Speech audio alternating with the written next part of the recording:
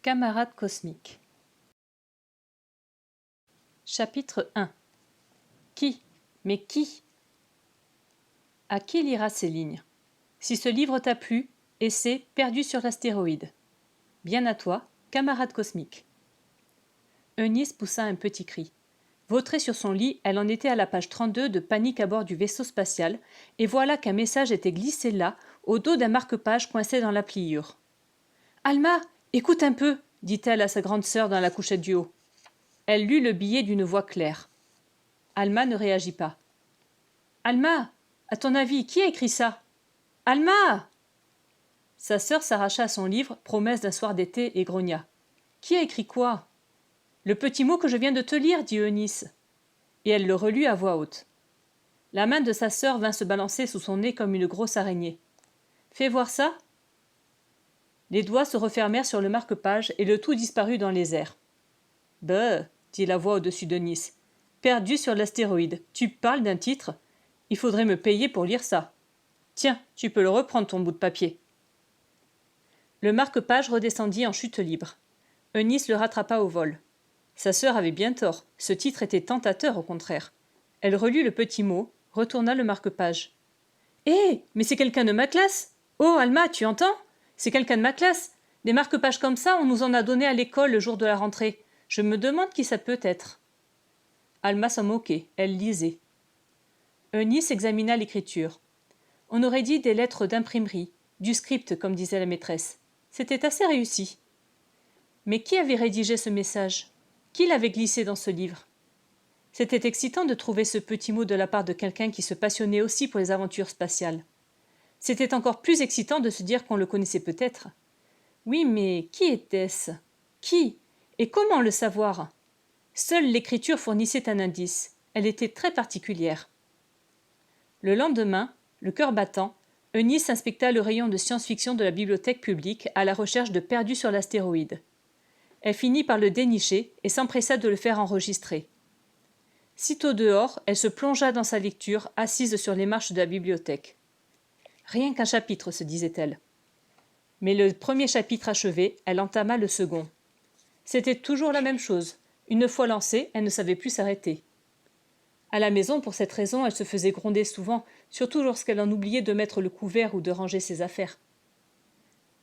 Au chapitre 5, enfin, elle se leva et se mit en marche à pas lents, ne relevant le nez de son livre que pour traverser les rues.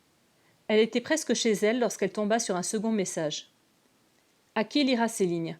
Invasion sur Pluton est encore bien plus passionnant. C'est même mon préféré. Je l'ai déjà lu 2 fois.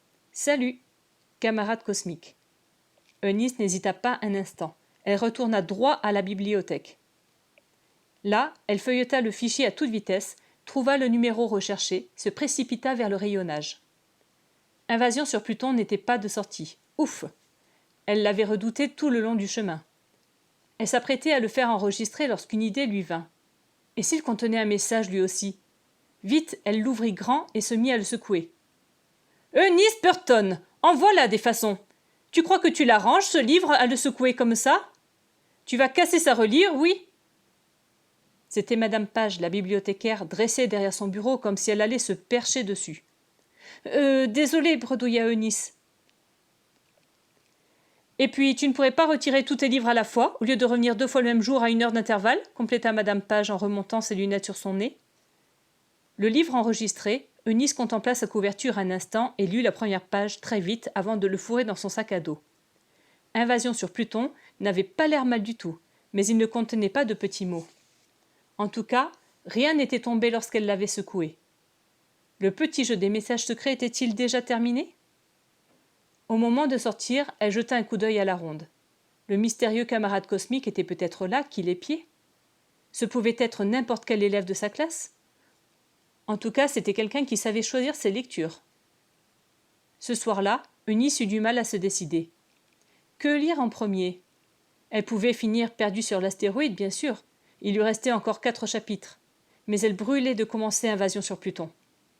Pour finir, elle choisit ce dernier. Si vraiment c'était le préféré de Camarade Cosmique, elle ne pouvait pas faire erreur.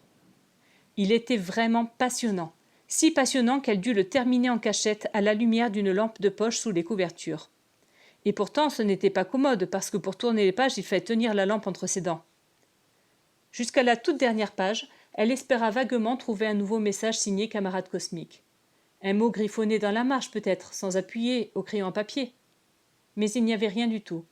Dommage. Et Eunice s'endormit sans s'en apercevoir, en oubliant d'éteindre sa lampe. Chapitre 2. Complice galactique. À son réveil, elle étouffait un peu. Elle se retrouva sous les couvertures, l'oreille contre sa lampe de poche qui n'éclairait plus du tout. Vite, elle émergea à l'air libre et frotta son oreille meurtrie. Il était encore très tôt. Au-dessus d'elle, dans sa couchette, Alma dormait sans bruit. Allongée sur le dos, Eunice réfléchissait. Qui donc était camarade cosmique? Pour finir, elle n'y tint plus. Elle se faufila hors du lit, gagna son bureau sous la fenêtre, ouvrit son sac à dos, en sortit sa trousse à crayons. C'était là, dans la poche secrète, qu'elle avait rangé les messages. À la lueur du lampadaire de la rue, elle les relut avec soin. Le premier ne lui apprit rien de nouveau. Mais lorsqu'elle relut le second, il lui vint une idée de génie. Camarade cosmique affirmait avoir adoré Invasion sur Pluton au point de le lire 2 fois. En ce cas, pourquoi ne pas le lire une 3e? Parfois, lorsqu'un livre lui plaisait beaucoup, Eunice le relisait 4 ou 5 fois de suite. Le jeu en valait la chandelle. Elle allait y glisser un message. Elle mordit à son crayon et se mit au travail.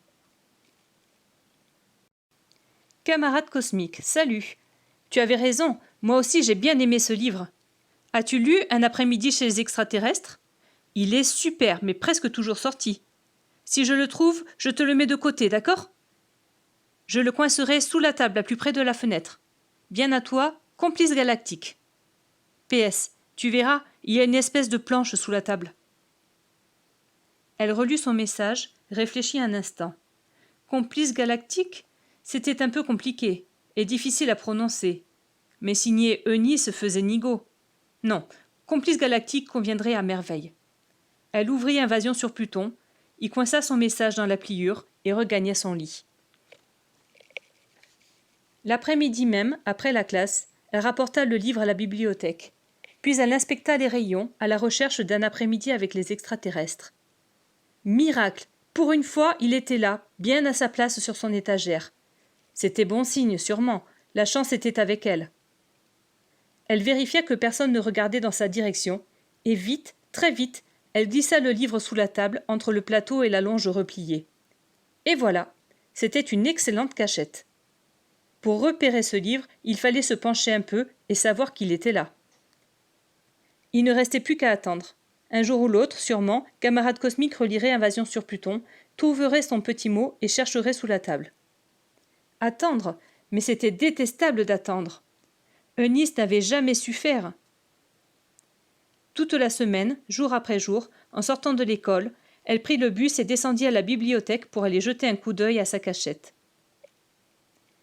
Un après-midi avec les extraterrestres était toujours là, à peine visible, coincé entre table et rallonge. Invasion sur Pluton, somnolait sur son étagère. La semaine suivante, son impatience grandit encore. À la bibliothèque, au lieu de lire ou de faire ses devoirs, elle passait le plus clair de son temps à épier les autres autour d'elle. Mais qui pouvait bien être le mystérieux camarade cosmique? C'était presque sûrement un élève de sa classe. Bon nombre d'entre eux venaient ici, comme elle, à la sortie de l'école, pour y faire leurs devoirs ou emprunter des livres. Ou même pour bavarder et chahuter un peu, quand Madame Page avait le dos tourné. Eunice décida de mener une enquête. Une grande enquête méthodique, comme le font les vrais détectives, en procédant par élimination. Le mieux était sans doute de passer en revue ses camarades de classe en commençant par ceux qui venaient le plus souvent. Walter Kenney, au bout de la table, était là presque tous les jours. Il dut sentir le regard d'Eunice posé sur lui. Il leva les yeux et sourit jusqu'aux oreilles. Il ressemblait à un grelot. Gênée, Eunice lui rendit son sourire et détourna les yeux très vite. À la table voisine, Rachel Porter et Janie Hines chuchotaient comme 2 bouilloires sur le feu. Ou plutôt, comme toujours, Rachel chuchotait et Janie pouffait, le cou dans les épaules. À côté d'elle, Marie-Louise Burke, la nouvelle, coloriait une carte de géographie. Un peu plus loin, Eddie Murphy lisait en mâchonnant un chewing-gum. Plus vite ses yeux parcouraient la page, plus vite il actionnait les mâchoires. Eunice l'observa un instant. Qu'était-il en train de lire? En face de lui, Stanley Ferguson, assis un peu de guingois, était penché sur un gros livre. Eunice ne le voyait que de dos, mais elle savait ce qu'il lisait. Un livre sur la préhistoire, bien sûr. Stanley était fou de préhistoire, surtout des animaux préhistoriques. D'ailleurs, le dos de son sweatshirt s'ornait d'un magnifique stégosaure. Peu après, comme elle allait boire à la fontaine d'eau potable, Eunice vit Marcy Hubbard en train de faire enregistrer des livres. Joey Harrison était avec elle. Joey n'avait que 2 livres, des gros. Eunice était trop loin pour déchiffrer les titres. Elle hésita un instant, mais malgré sa curiosité, elle renonça à s'approcher pour lire de quoi il s'agissait. La seconde semaine s'écoula. Eunice commençait à désespérer. Jamais Camarade Cosmique ne trouverait son billet, elle en était à peu près certaine. Mais le mardi apporta une surprise. Invasion sur Pluton n'était plus sur le rayonnage. Quelqu'un l'avait emprunté. Camarade Cosmique peut-être afin de le relire encore? Fébrile, Eunice jeta un coup d'œil sous la table près de la fenêtre. Mais le livre caché était toujours là dans la fente. Le lendemain, il n'avait toujours pas bougé. Le jeudi, enfin, Eunice faillit sauter de joie. Dans la fente sous la table, il y avait du nouveau. Elle y glissa la main, rencontra quelque chose. Un livre apparemment, mais pas un après-midi avec les extraterrestres. Celui-ci était plus épais. Eunice lança un regard à droite, à gauche, et extirpa sa trouvaille. C'était un titre qu'elle n'avait encore jamais remarqué. La vieille Zivitch de Mars. Elle le feuilleta à toute allure, certaine d'y trouver un message. Il y en avait bien un, et elle le lut d'un trait. À l'attention de complices galactiques. Super ton idée de glisser des bouquins sous la table. Celui-ci va te plaire, pas de problème. Surtout le chapitre 7. Bien à toi, camarade cosmique. Eunice osait à peine y croire. Camarade cosmique avait trouvé son petit mot et lui avait répondu. À présent, elle n'en doutait plus. Identifier camarade cosmique allait être un jeu d'enfant. Et ce serait passionnant de suivre la piste, de relever des indices, de jouer les détectives. Un de ces jours, elle n'aurait qu'à dire « Salut camarade cosmique !» et l'autre ouvrirait des yeux ronds. Ce serait un bonheur sans nom. Sa trouvaille sous le bras, elle regagna le rayon de la science-fiction. Il lui fallait absolument nuée fatale sur la nébuleuse. Pour glisser dans la cachette secrète, ce serait le meilleur choix.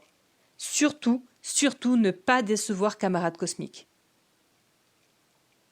Pour suivre les aventures de camarade cosmique et complices galactiques, lis vite le livre Camarade cosmique disponible dans la bibliothèque de la classe.